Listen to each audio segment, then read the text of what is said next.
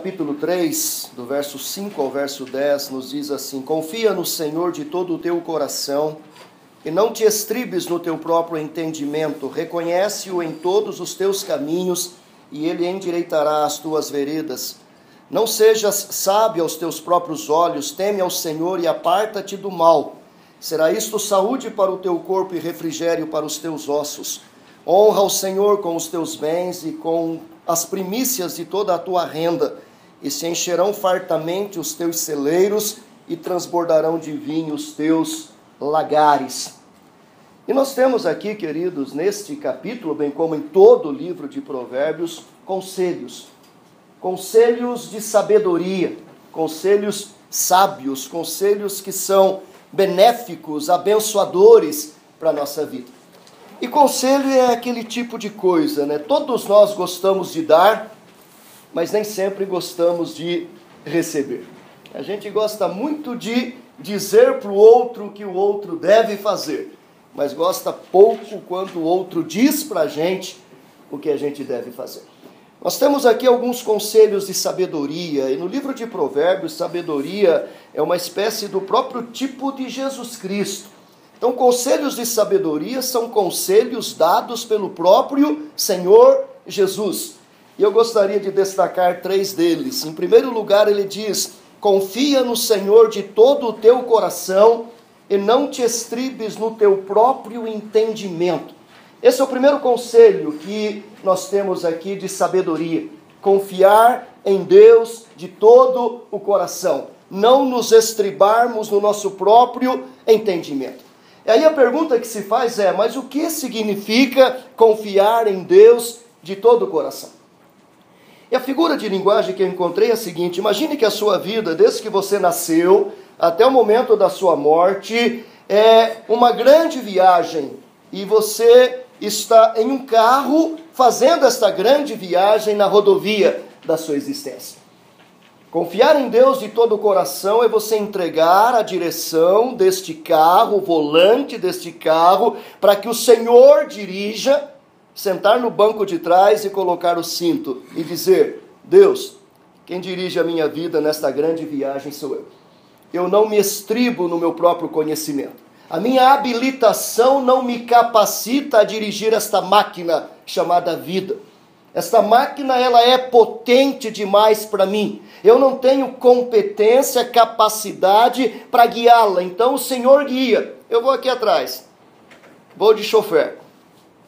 O grande problema, queridos, é que é muito fácil falar isso, mas é muito difícil viver isso. Porque na maioria das vezes o que a gente quer mesmo é sentar no banco do motorista, assumir o volante e dizer: Deus, senta aqui no carona e me abençoa. Sim, a gente quer a bênção de Deus, a orientação de Deus, a proteção de Deus, a direção de Deus, nesse sentido de estar nos guiando, mas quem dirige o carro sou eu. Quando o sábio diz: confia no Senhor de todo o teu coração e não te estribes no teu próprio entendimento, literalmente ele está dizendo: deixa que Deus assuma a direção. Não é Deus quem segue você, é você quem segue a Deus. O próprio Cristo disse: vinde a mim e siga-me. Nós seguimos a Cristo e não Ele nos segue. Não é Deus que está ao nosso lado, somos nós que devemos estar ao lado de Deus. Ele está no comando, Ele está no controle.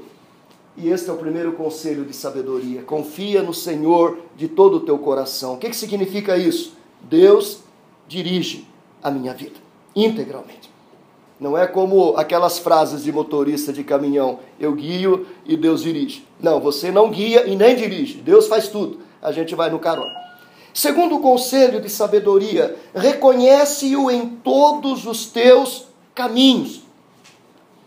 O que significa reconhecer Deus em todos os teus caminhos? Todos os teus caminhos envolvem vida pessoal, vida familiar, vida profissional, vida intelectual, vida moral, vida acadêmica, vida social, vida religiosa. É toda a história, a construção da nossa vida. E aí me veio à memória meu tempo de infância no sítio, quando eu ainda era filho de lavrador e trabalhava na lavoura. E me ocorreu o seguinte: na lavoura o agricultor usa instrumentos, uma enxada, um machado, uma foice, um arado, uma grade para fazer a lavoura. Mas estes instrumentos, eles não se operam sozinhos, eles não são autônomos. Quando o galo canta de manhã e o sol começa a aparecer, a enxada não se movimenta e diz: opa, mais um dia de trabalho, estou saindo para capinar aquele arroz, para capinar aquele feijão, e abre a porta do paiol e sai autonomamente e vai capinar. Ela não faz isso. Se o agricultor não for até o paiol e não pegar a enxada, não pegar a foice, não pegar o machado, o arado ou outro instrumento qualquer, a lavoura não é feita. Então, quando a Bíblia diz: reconhece-o em todos os teus caminhos, eu entendo que o sábio está dizendo para mim: você é instrumento, mas o operador é Deus. É Deus quem opera na nossa vida. A lavoura é feita porque tem instrumento, mas quem faz a lavoura não é o instrumento, é o agricultor, que usa aquele instrumento para que a lavoura seja feita. Então, queridos, o que a Bíblia está nos ensinando é que quando eu chego no final de um dia, no final de um mês, no final de uma etapa, ou mesmo já no final da minha vida, eu não posso bater no peito dizendo: eu fiz, eu construí, eu conquistei, mas eu tenho que dizer: Deus fez por meu intermédio. Eu fui apenas o instrumento que Deus usou para que isto acontecesse, e eu me casasse, gerasse filhos, e comprasse este imóvel, e pagasse essa dívida, para que eu fosse este administrador, este reitor, este capelão, este chanceler, para que eu preparasse esse sermão, conseguisse este benefício, abençoasse essa instituição. Eu fui o instrumento, mas quem operou na minha vida foi Deus. Porque sem a operação de Deus, eu e você não passamos de barro. É isso que nós somos, barro. Só estamos nos movimentando porque Deus nos energizou com o fôlego da vida que Ele soprou em nossas narinas.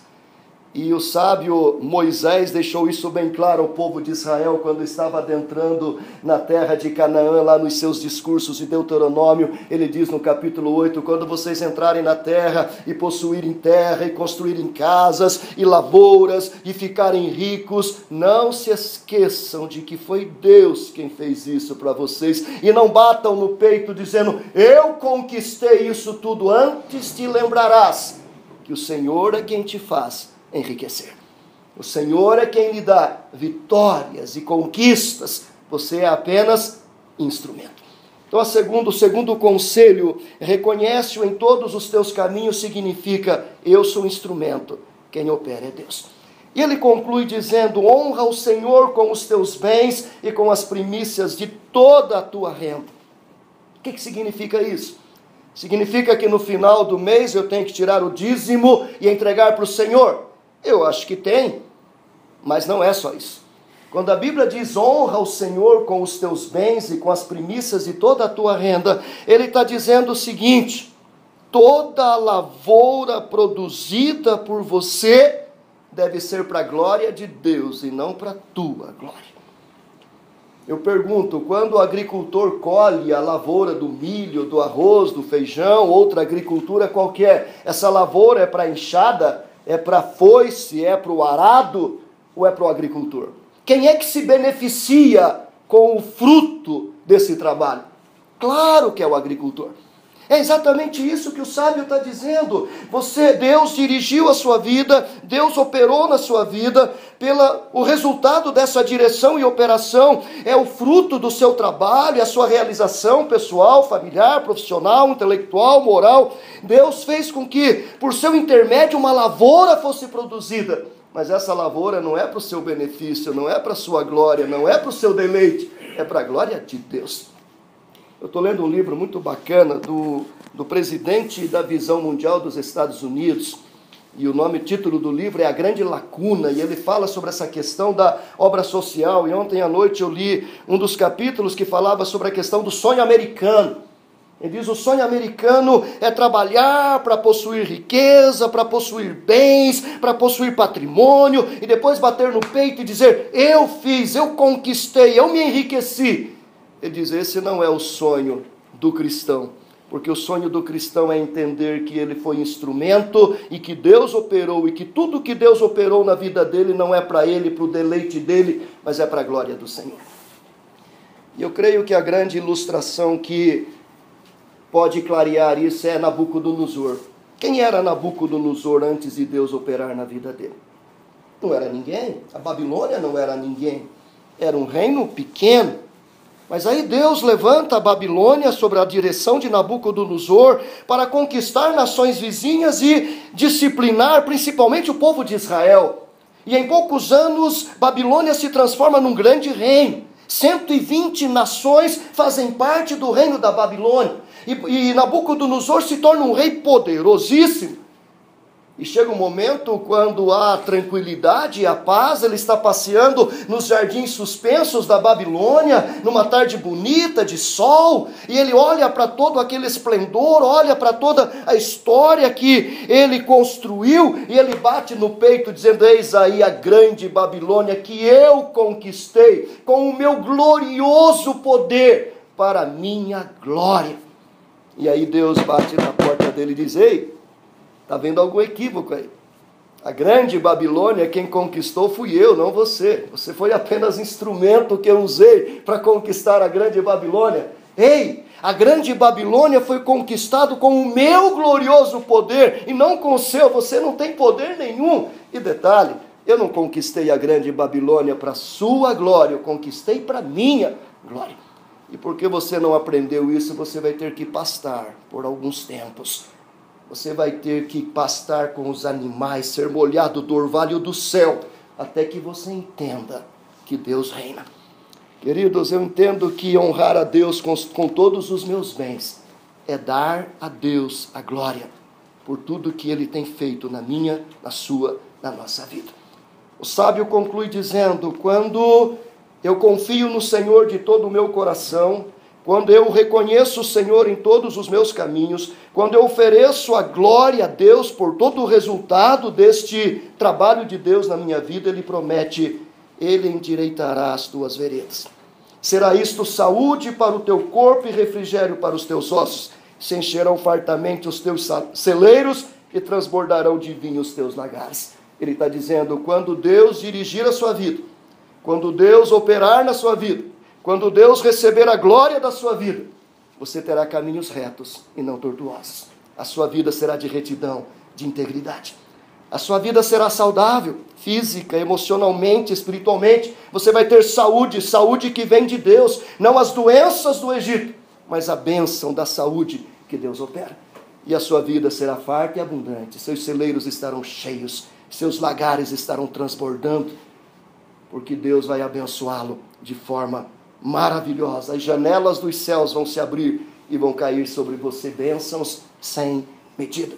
Deus nos dá conselhos.